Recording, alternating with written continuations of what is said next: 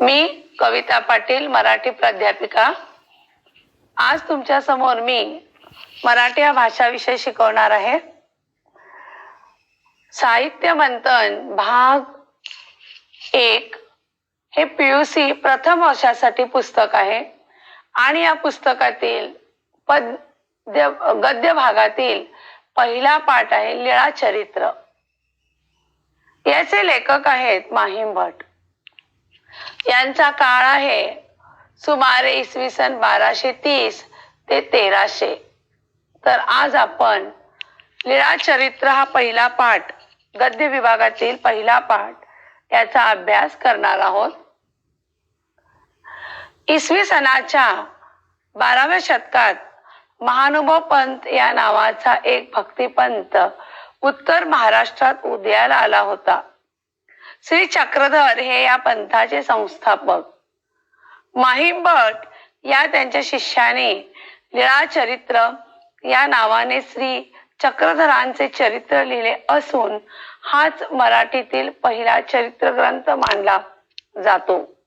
या ठिकाणी श्री चक्रधर स्वामींच्या स्वभावाचे 1-2 विशेष दाखविणाऱ्या 2 छोट्या कथा निवडल्या आहेत.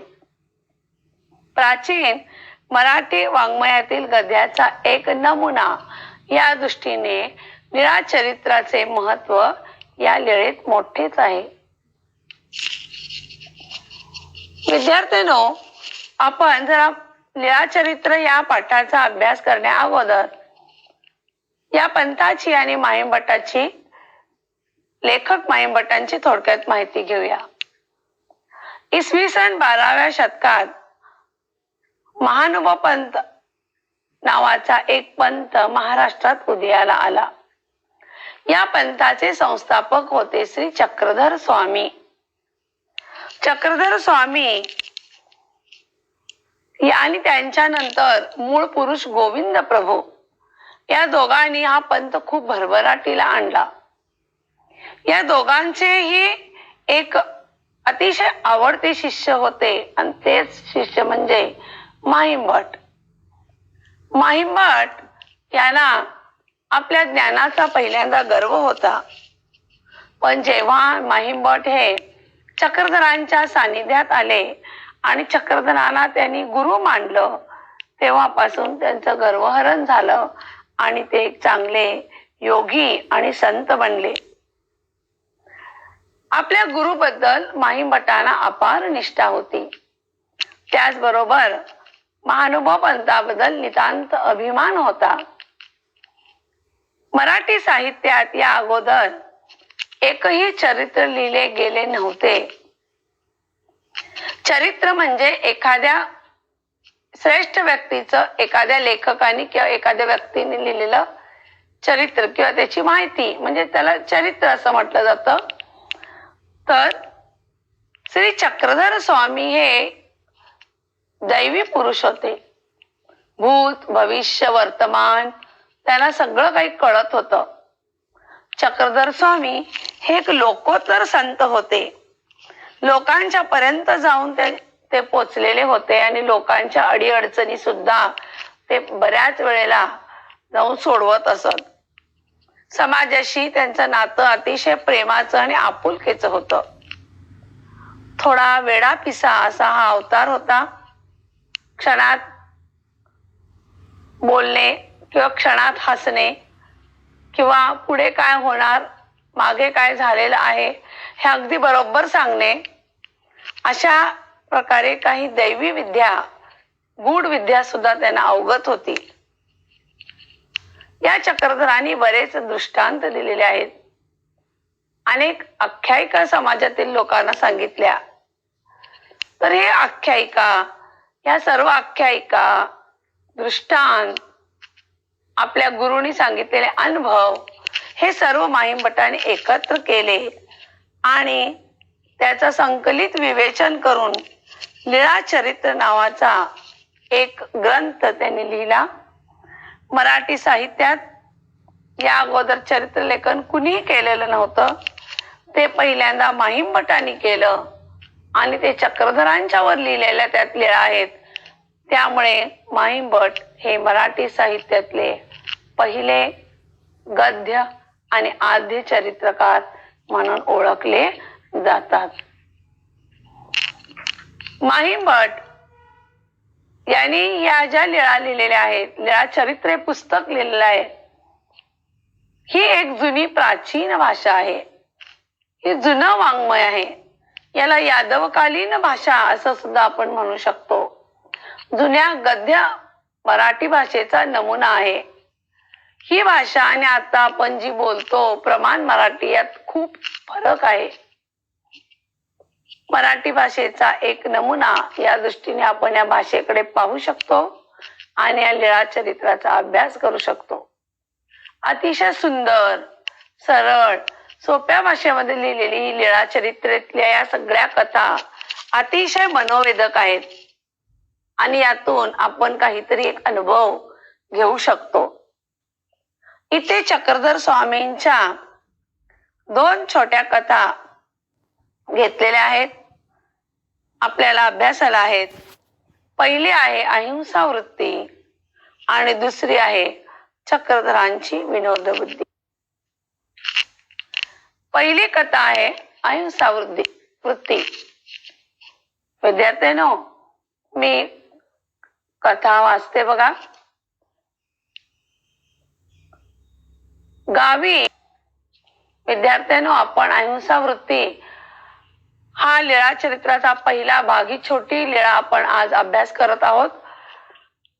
गावी एके वृक्षाखाली आसन, तव पारधी वाटे ससा सिडिला, ते या पाठी सुणी सोडिली, काकुळती येऊनी ससा जानुतळी रिगाला, सुणी उभी राहिली, मागील कडोनी पारधी आले, तेही विणविले, ससा सोडिजो जी, सर्वज्ञ म्हणितले, हा येथ शरण आला, पुढती तीही म्हणितले, जी जी, हा होडेचा ससा जी, हा सोडावा जी.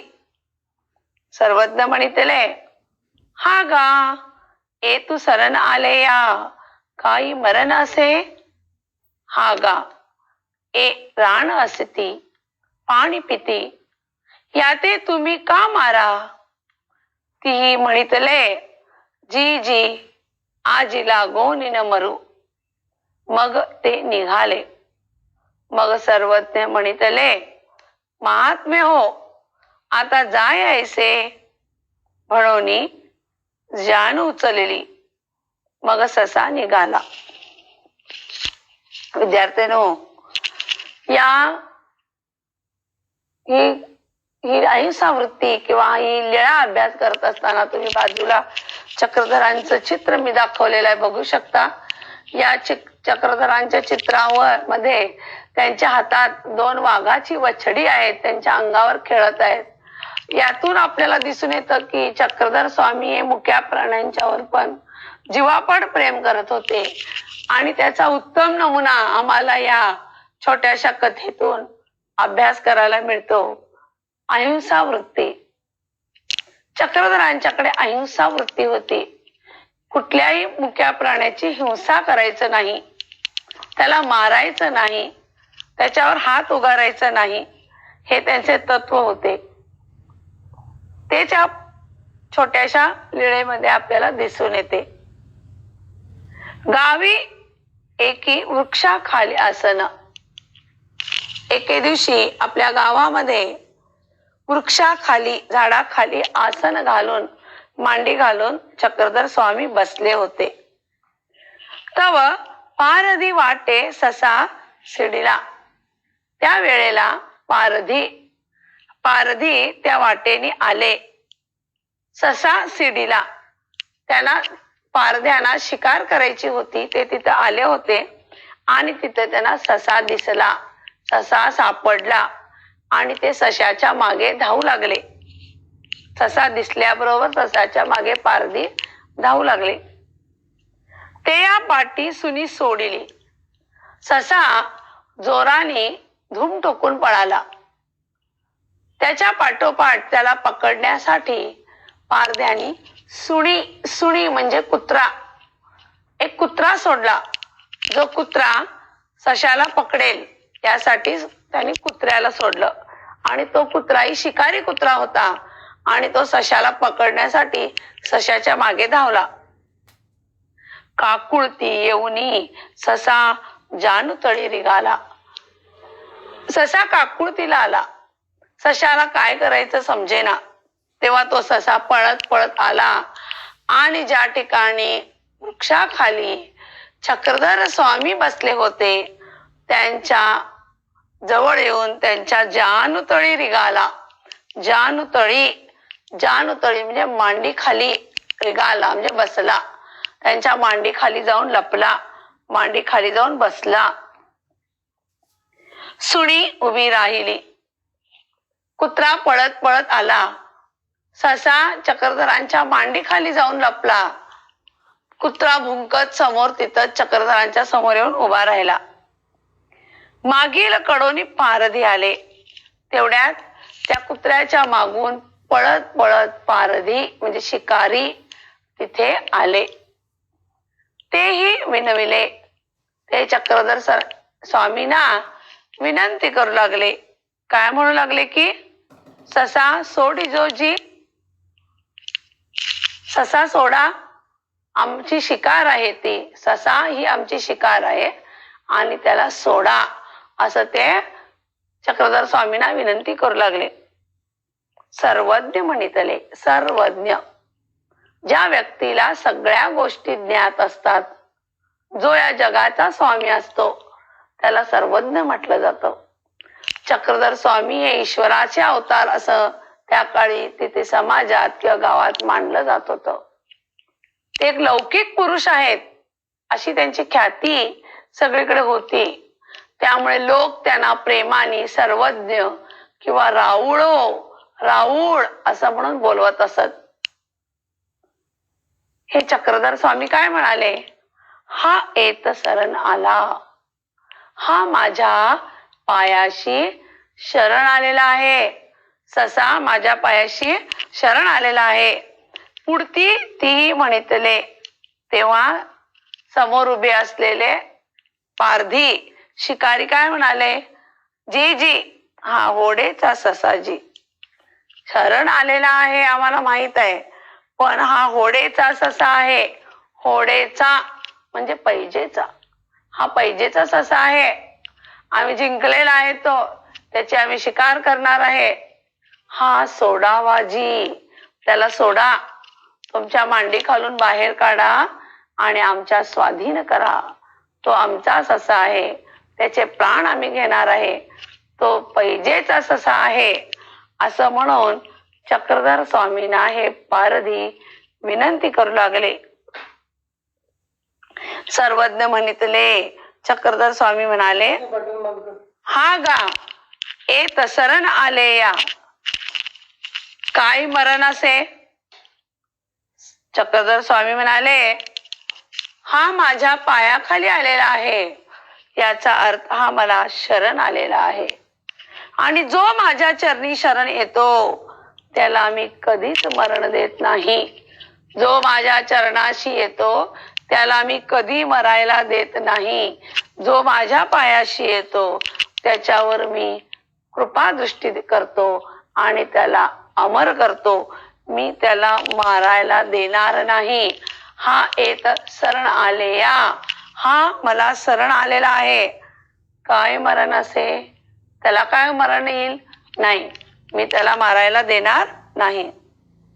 हा गा ए राणी असती, असं काय करता. हे रान असते, हे रान आहे, हे जंगल आहे, हे प्राण्यांचं घर आहे. जंगल म्हणजे प्राण्यांचं घर आहे. पाणी पिती या जंगलात हे सगळे प्राणी राहतात, पाणी पितात, चारा खातात. जंगल हे त्यांचं घर आहे. या ते तुम्ही का मारा, तुम्ही पारधी आहात, तुम्ही यांना का मारता, का तुम्ही यांना मारून तुमची उपजीव का करता, यांना मारू नका. तीही म्हणितले, जी आज लागून न मरू. त्या भागामध्ये किंवा त्या काळी समाजामध्ये चक्रधर स्वामींना लोक खूप मानत असत, त्यांचा आदर सन्मान करत असत. चक्रधर स्वामींनी असं सांगितल्यावर ते पारधी म्हणाले, जी जी ठीक आहे, आम्ही आजपासून प्राण्यांना मारणार नाही. मग ते निघाले आणि पारधी तेथून निघून गेले. सर्वज्ञ म्हणितले. मग चक्रधर स्वामी म्हणाले, महात्मे हो, आता जाया ऐसे. त्यांनी ते काय म्हणाले, महात्मे आता जावा, बाहेर या. महात्मे असं त्यांनी सशाला म्हटलेलं आहे. तू कोणीतरी महान आत्मा आहेस, म्हणूनच माझ्या चरणाशी तू आलास आणि तुझे प्राण वाचलेले आहेत. आता तू जा, इथून सुरक्षित तुझ्या घरी जा. असं म्हणून जानू उचलली. असं म्हणून चक्रधर स्वामींनी आपली मांडी उचलली आणि त्या मांडी खाली लपलेला तो ससा मग बाहेर आला आणि सुरक्षित आपल्या घरी मग ससा निघाला. आपल्या घरी तो जायला निघाला आणि घरी गेला. विद्यार्थी मित्र हो, या कथेमध्ये छोटीशी कथा आहे, ज्याला आपण जुन्या भाषेत लीळा असं म्हणतो. तर या लीळेतून आम्हाला हे दिसून येतं की चक्रधर स्वामींनी एका सशाचे प्राण वाचवलेले आहेत.